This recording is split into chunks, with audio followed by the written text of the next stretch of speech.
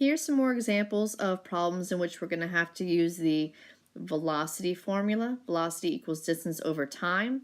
These are a little bit more challenging than the basic problems we covered in the previous video. So I do recommend, as with any video, pause it now, try your best, solve the problem, and then view the video. Celebrate when you get them right, correct any mistakes that you make, and use this as an opportunity to practice, because practice is the best way to study for any math concept in any math-related subject. So looking at the first problem, I'm not even going to read through the entire word problem. I'm going to leave that up to you. I'm just going to pick out the important information just like I did before. So I might even go ahead and write my velocity, my distance, my time, and then I'm going to go through the problem. So it says on a 125-mile road trip, so that's going to be my distance. My distance is in miles, so 125 miles. It says I travel at an average speed 55 miles per hour. That's my velocity, that's my speed. So 55 miles over hours. And I do want to write my miles over hours like that, because as we get into acceleration, you're going to be able to see why acceleration is miles over hours squared or miles over seconds squared, depending on what types of problems that we're using. So please don't write MPH. Get in the habit of writing your units out as a fraction. That way you can cancel them out or rewrite them later on in the appropriate way. So the question is, how long was your trip? We don't know how long the trip was. And this is a really great example of why we need to write miles over hours. So I'm going to plug in all the information into this formula that's written up here.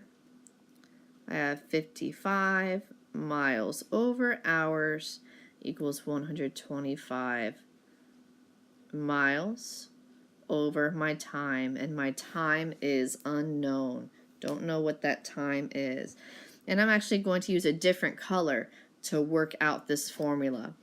So a lot of teachers have taught in the past cross multiply. You can put this number over 1 and do 55 times t equals 1 times 125. And that's fine, and that probably would be best to do in this situation just because I don't have a lot of room here. But there's a particular way I like to teach as far as how to solve this equation, because a lot of teachers will explain cross multiplication without explaining why it works and how it works. So we're going to cross multiply, but go through one little step at a time so we understand exactly how it works.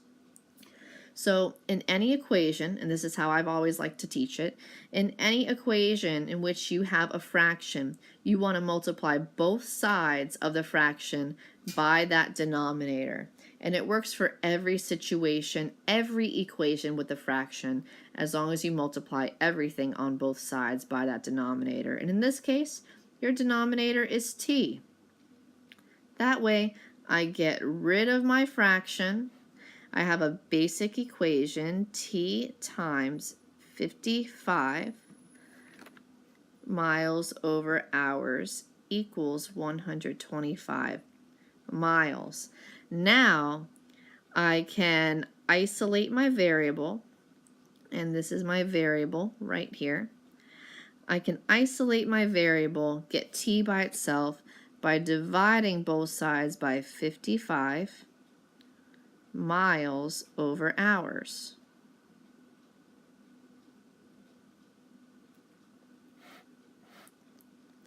Now here's the beauty of this. The 55 miles an hour cancels out. This miles over this miles cancels out. A fraction in a fraction, so you have a denominator inside of a denominator.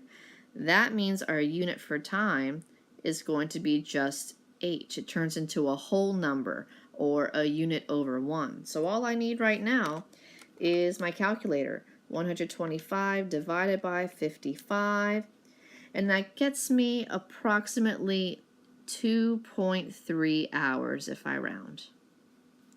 So that's the total time it took.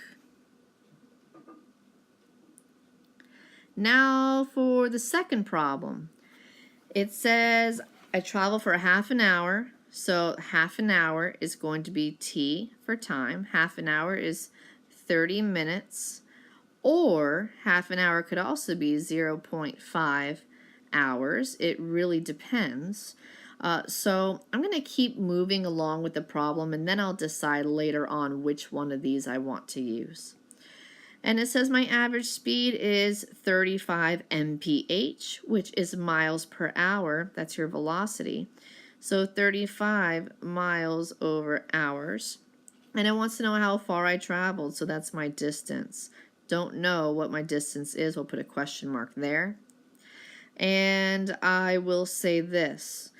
Because my speed is given to me in miles over hours, we are using hours here, not minutes.